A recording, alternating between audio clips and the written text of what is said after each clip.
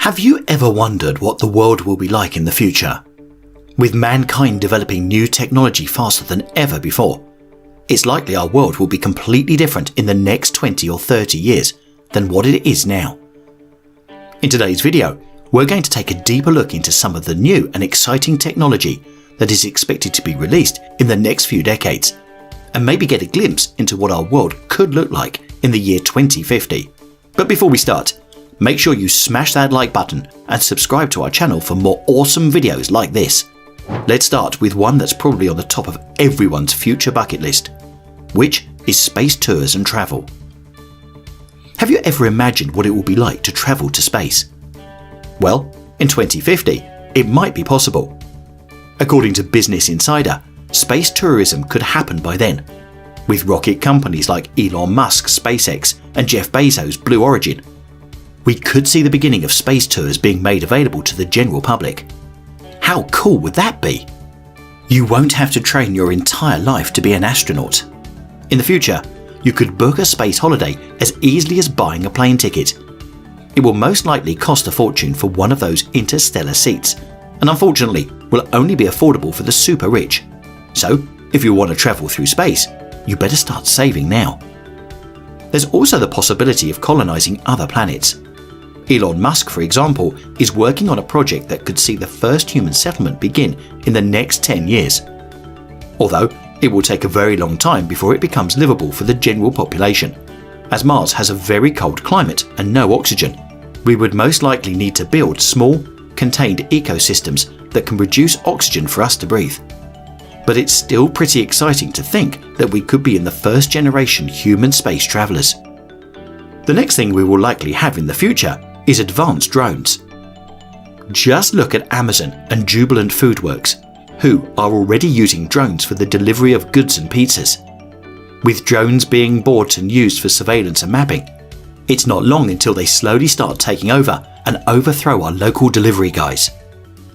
Incanova is a company that has made full use of this fact and started to work on building drones that can fly, drive, climb, and even use laser technology to scan areas and generate a 3D map of them. These super advanced drones will prove to be very useful for mapping underground mines and other inaccessible zones in the future. We will also have a lot of new energy sources available. Solar power has proven to be an excellent source of energy. Of course, since we have easy access to sunlight.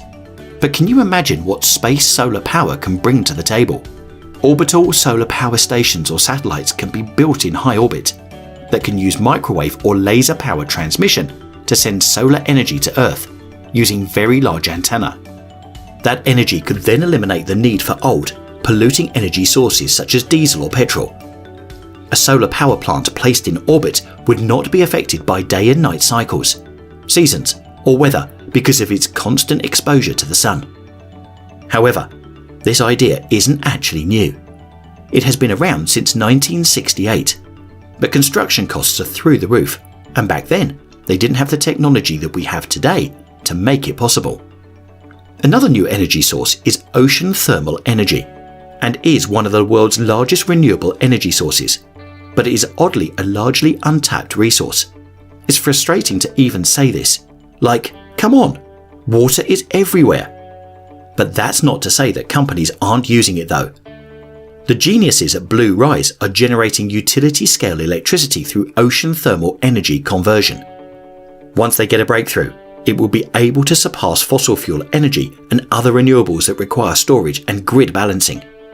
Its main advantage is that it's one of the very few constant energy sources available all year round. We will also make huge advancements in the neuroprosthetics field. Have you ever thought about controlling a computer using your thoughts? What about controlling your house by sending out brainwaves? It may take decades to reach this point, but it can happen. In fact, the first neuroprosthetics are already on the market. There are cochlear implants and retinal implants, which were approved by the FDA back in 2013. There are also implants for people with Parkinson's disease that can send electrical pulses deep into the brain, activating some of the pathways involved in motor control.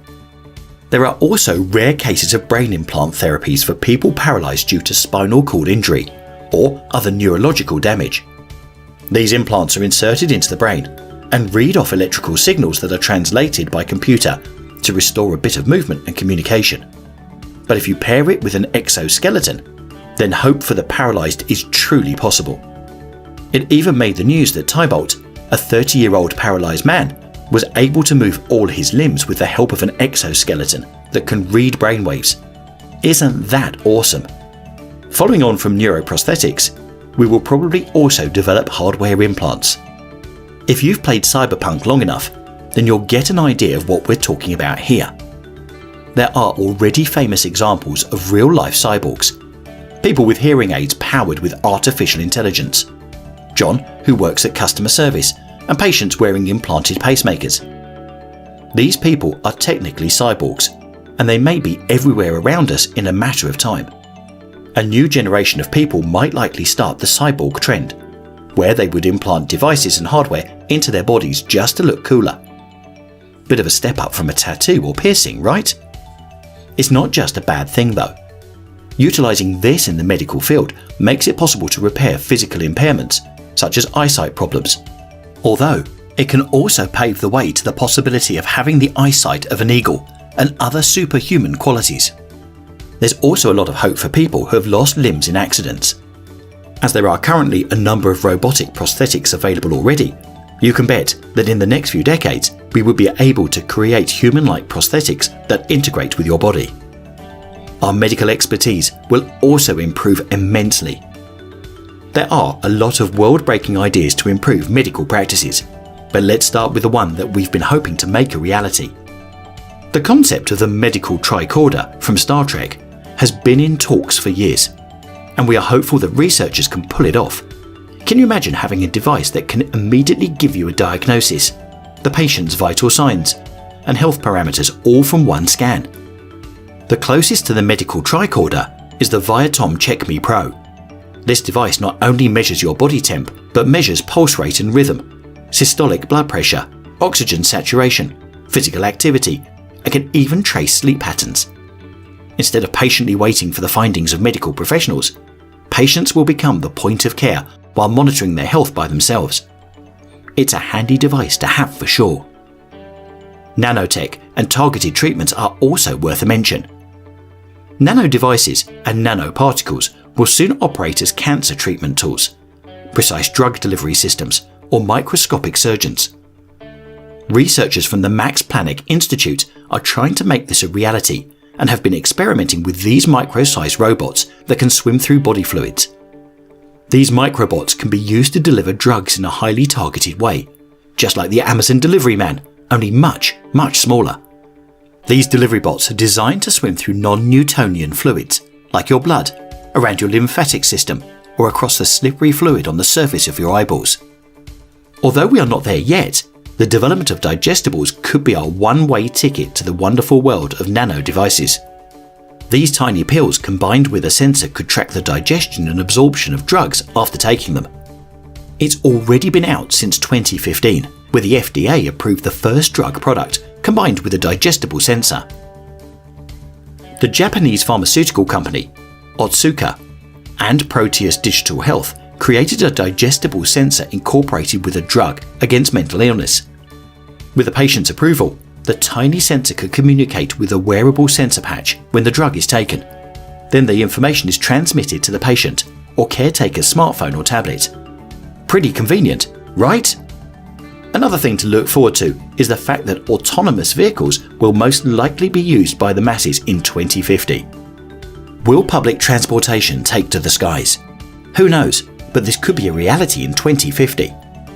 Successful demonstration flights of autonomous aerial vehicles, or AAVs, have been carried out already. AAVs are autonomous human-carrying drones that are designed for transporting passengers.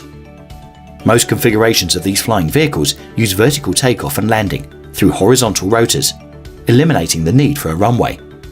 Although they're similar to drones, AAVs are much different. The idea behind AAVs is to have commuters hop on board, taking them off congested roads and flying them to their destinations on direct routes. If you hate traffic and long commutes, then AAVs are something to look forward to. The EHang 184 is a concept for the world's first air taxi and debuted in Qatar for the FIFA World Cup in 2022. The 5G connected urban air mobility vehicle is controlled through a smart city command centre and is the current model for AAVs. But what if you're not a fan of public transport? Well, Uber is actually releasing a new flying taxi that is already being tested right now. These small, helicopter-looking cabs could be in your city as early as 2023, and you could order them in the exact same way you order your Uber today. The bad thing is that there won't be any driver for you to ask the "busy night?" question to. Another vehicle advancement we could likely see is the development of hoverbikes. Maybe not as extreme as the ones on the movie Tron, but you get the idea. You've seen hoverboards, but have you ever thought about the idea of hoverbikes? This concept of hoverbikes is comparable to an AAV, in that it uses a VTOL platform. However, instead of being unmanned, a human operator rides and controls the vehicle. The design resembles the common motorbike with 4 rotors and is capable of carrying one person, perfect for singles like you and me. Like AAVs, the aim of hoverbikes is to provide a method of transportation that reduces street traffic for short distance travel. A Russian company called Hoversurf has developed the S3 2019 hoverbike, a one-piece carbon fibre frame that runs on batteries and is capable of flying 96 km per hour at 33 feet of altitude. But for $150,000 per bike, commuters won't be getting their hands on the hoverbike anytime soon. Looks like cram buses are all we've got for now. And that's a wrap. There is a lot of groundbreaking future tech that's waiting for us in the next few years, and we're lucky to be in a time where we have the resources and minds to make these a reality. What tech do you expect to see in 2050? Was there any that I missed? Write a comment down below and let us know. I hope you enjoyed today's video.